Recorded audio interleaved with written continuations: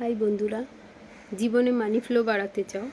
যদি মনে হয় যে টাকা তোমার কাছে আসছে কিন্তু টিকছে না, তোমার কাছে তোমার থেকে দূরে চলে যেতে চাইছে, তাহলে বুঝবে যে টাকার সঙ্গে তোমার সম্পর্ক একটু তিক্ত হয়ে গেছে।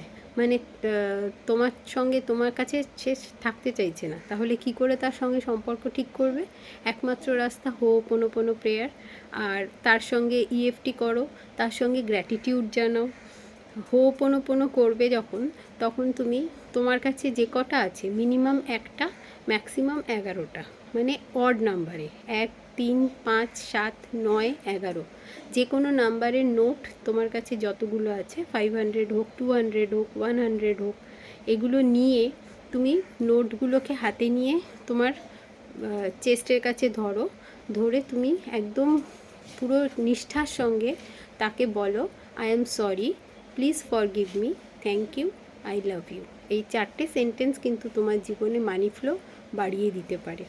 তার সঙ্গে আরও যেগুলো করতে হবে সেগুলো আমি বলতে থাকবো, তোমরা দেখতে থাকো। Thank you.